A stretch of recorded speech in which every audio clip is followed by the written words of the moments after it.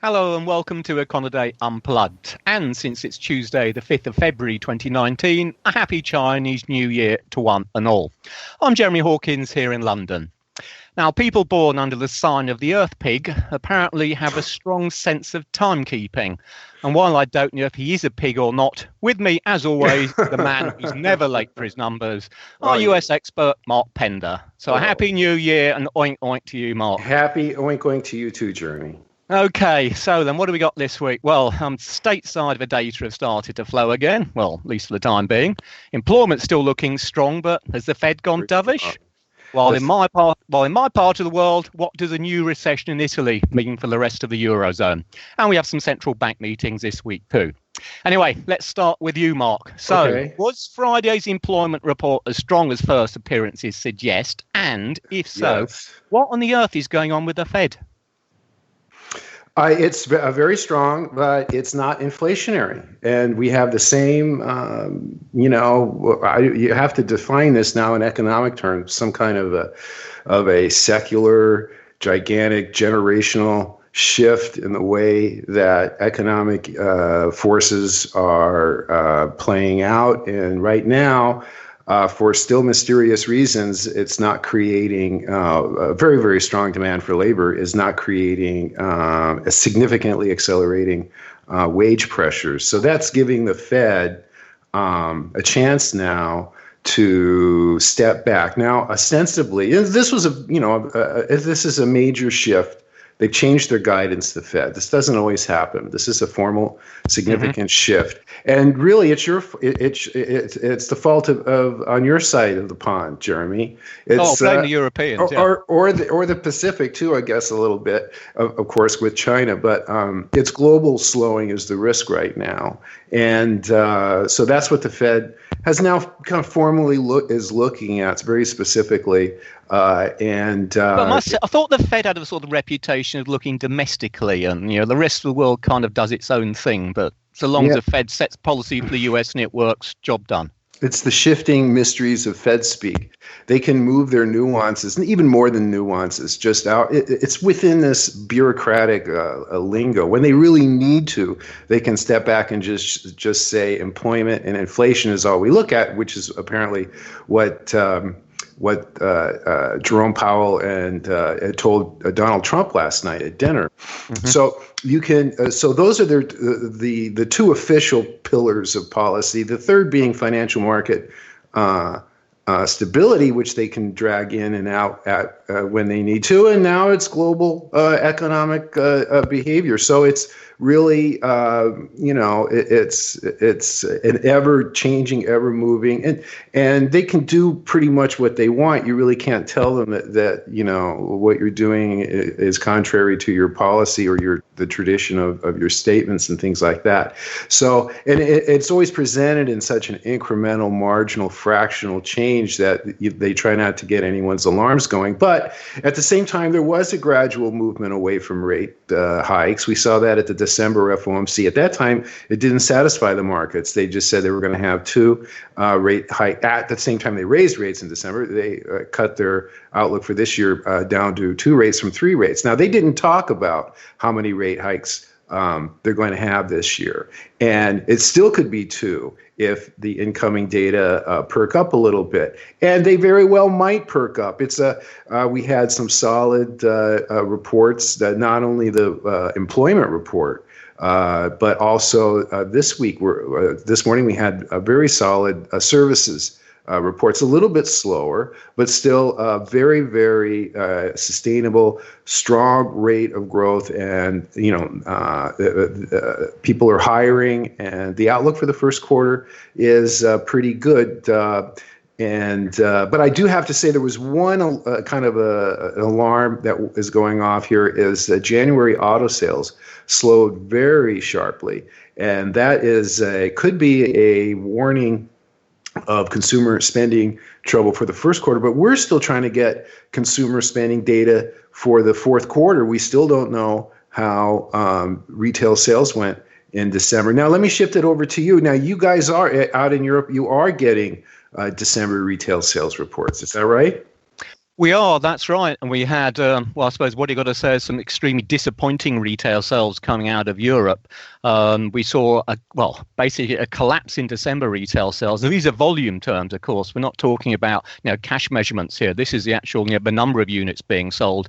And they were down at 1.6% on the month as far as December's concerned. And that's one of the worst falls we've seen in an extremely long time. Now, it looks as if for the fourth quarter, we're still talking about an increase on a quarter-on-quarter basis of Eurozone volume sales about 0.6. But because December was so weak, it means that we're going to have to see fairly strong monthly growth in January through March just to make sure that we get the first quarter retail sales even holding steady. So already, just because of what's happened to retail sales at the back end of last year, if you like, it's made for some downside bias as far as Europe's concerned for the first quarter. And this is combined with a weakening in industrial production. Well, we don't have the December for industrial production yet. We don't have industrial production data for December yet. But really, unless we're going to see a humongously large December monthly gain, then we're going to see a second successive quarterly fall in Eurozone industrial production in the fourth quarter. And that's going to put it into technical recession. Well, talk of recession here is considered, I think, irresponsible right now. What do they say to you when that topic comes up? Well, one of the issues now people are starting to look at is we've got the first signs of recession happening in Europe. And for folks who missed it, last week we had the first stab at the first quarter national accounts out of Italy. They showed a second successive quarterly decline in GDP. Now, it's only 0.2% on a quarter-on-quarter basis, but coming after a 0.1% dip in the third quarter, in economist speak, that equates with a technical recession. And the question now is it the case that when Italy coughs, the rest of Eurozone catches a cold? And I guess it's just kind of worth just talking about that a little bit. I think in terms of the real economy, there's probably not too much to worry about in terms of knock-on effects. It's worth remembering that Italy has been underperforming for years now.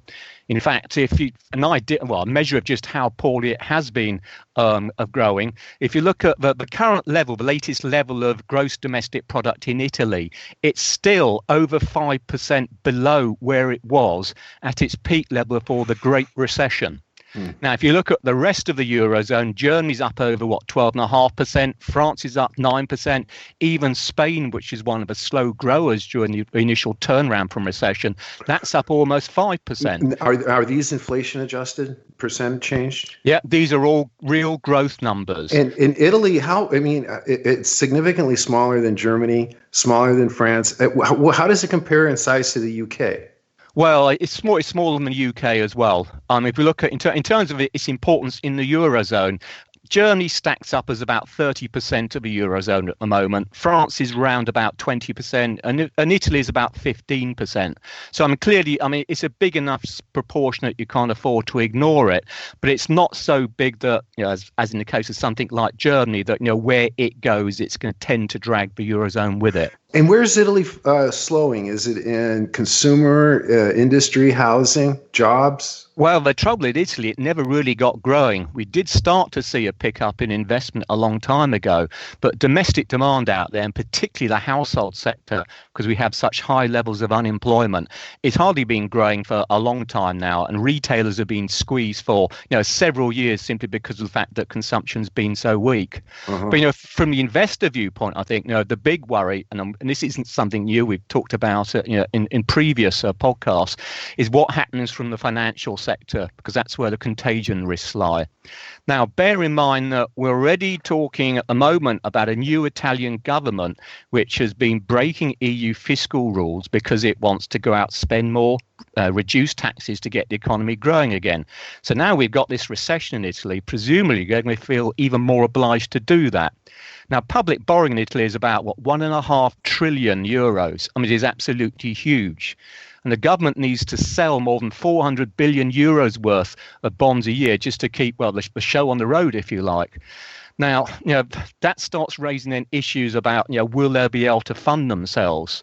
Now, most of that debt is by all means held by Italian banks, and a lot of those banks are vulnerable in the first place.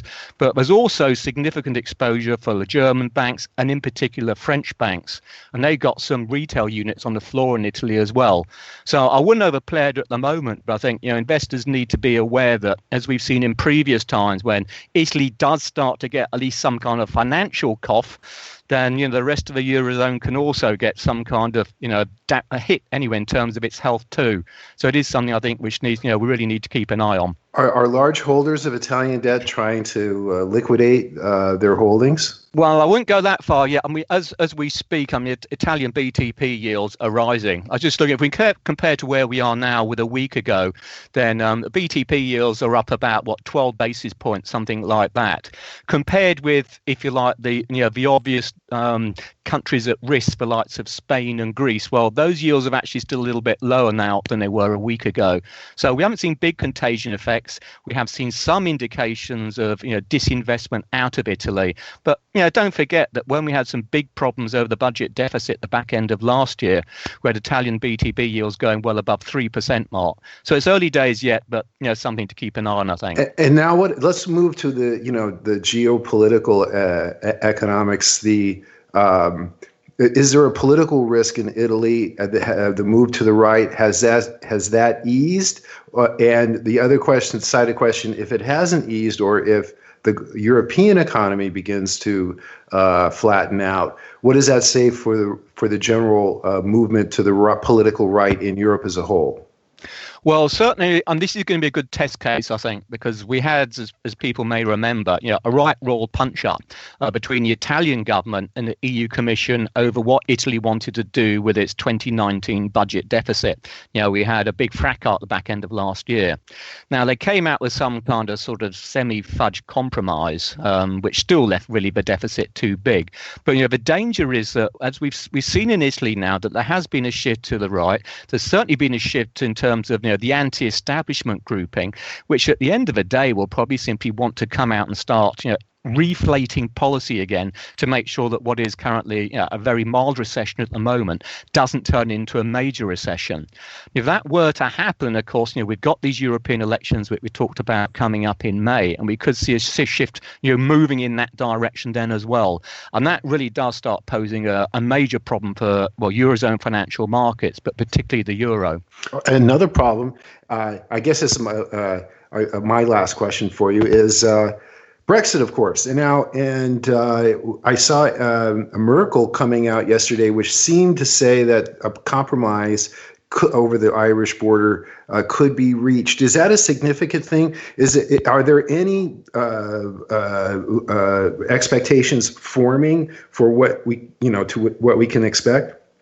Well, the honest answer to this is we don't know. I think with regards to Angela Merkel, and of course we're talking here about a weakened chancellor for Germany since she stepped down as head of a party of the party leadership, but I think she's always been someone who's always tried to adopt the softly line towards Brexit and done her best to achieve some kind of agreement. I think from everything that we've had coming out of the EU Commission at the moment, it still looks as if there's no obvious solution whatsoever. Mrs. May I think she's due to be meeting with Angela Merkel later on this week to try and get some more discussions going again. But everything we've heard coming out of Brussels to date really has been, well, look, the Irish backstop is written into the treaty. It stays in the treaty as given. So it's anyone's guess as to whether or not they can fudge some kind of compromise. But I think, from where the pound's trading at the moment, we talked a little about that last week about sterling euro being the litmus test of what's going on. Well, the pound's been gradually sliding since we last spoke, and I think it does indicate that markets are getting a little bit more concerned now about the increased probability of a hard Brexit. And that's not to say that's going to happen by any means, but investors are getting just that little bit more nervous now. Right, if I quickly just stick with the UK and just go on to the central bank meetings before we run out of time. Thursday in the UK then, although it's still relevant to Brexit, we'll be getting a Bank of England meeting. Nothing at all is expected out of that. And in part, that just reflects really what Mark was talking about, which is Brexit, because it's such a fog at the moment as to what's going to happen with regards to Brexit. And until you know what happens to Brexit, you can't know what's going to happen to the UK economy. There's really no justification whatsoever for the bank to change tack. So interest rates, bank rate will very much stay at 0.75%. The one thing that will be worth looking out for, I think, now is whether there's any kind of shift in the bias. Mark mentioned about the Fed coming more concerned perhaps about global developments, where it's quite possible that the Bank of England will adopt the same sort of tone. At the moment, they're still talking that interest rates should go up, assuming we get some sort of Brexit deal in the future. It's possible that they may withdraw that tightening bias. I don't think they will, but it's something to keep an eye on. And with the pound vulnerable at the moment because of Brexit, were they to pull that tightening bias, it could actually undermine the pound, I think, quite significantly. Sticking quickly with the central banks, the RBA, the Reserve Bank of Australia, they announced no change in their official cash rate earlier on today. That stays at 1.5%. But again, and you're probably picking up a theme here, they also revised down their growth forecast and talked about increasing downside global risks. So that's another central bank, basically singing from the same hymn sheet. And lastly, another one which I think will be interesting for the emerging markets, and that's the Reserve Bank of India. Thursday, we're going to see the bank, which now operates under a new central bank chief. If people might remember that the previous head of the central bank resigned due to pressure from the government to basically adopt a more politically friendly monetary policy at the back end of last year. So we're now going to see a central bank which, in theory, at least leans much more friendly towards the existing government. So in terms of what happens on Thursday, the markets are not expecting any change in the key repo rate. That's currently 6.5%, but they do expect to see a change from what is currently the bias towards a tightening to a neutral stance. And interestingly, looking at a new survey from Reuters, they now suggest that economists are looking for a cut in RBI interest rates by June at the latest.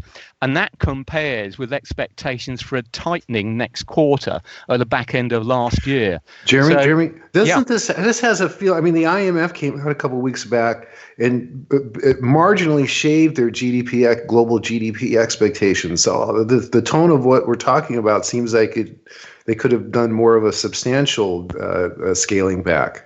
It may be. I think, from the RBI side, it's going to be interesting now to see how investors react. Because if we do see a shift in tone, let alone a cut in interest rates, say, next quarter, then we've seen this U-turn from a central bank, which ostensibly,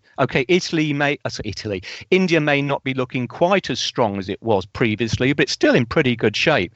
So to cut interest rates, having talked about hiking interest rates, on that really would, smack of political interference. And how investors are going to take that will be really interesting. I think, we could see the rupee come off quite sharply on the back of it. But more generally, you may well be right. It's a case of whether we're talking about some kind of slow, soft landing and a slow down for the global economy, or whether or not perhaps it's just a temporary dip and things go back up again. You say could happen in the States. But I think, investors need to be alert to the fact now that, there's more and more of these central banks who are kind of admitting to the fact that things are not developing as they might hope. And in that kind of environment, you've got to be alert to the fact that interest rates perhaps have topped out in general. Next move is going to be down. And if you're likes of the ECB, of course, where you've still got a refi rate which is on zero, that's not good news. Okay. Anything else, Mark? Anything else we should be talking about today? I think that's pretty good for now. Okay. Well, I guess on which note, we close it there. In Chinese culture, pigs represent wealth and treasure. So here's hoping that everyone has a very profitable week's trading. So on behalf of Mark and myself, thanks as always for listening. Please do tune in again next week and we'll speak to you then. Bye for now.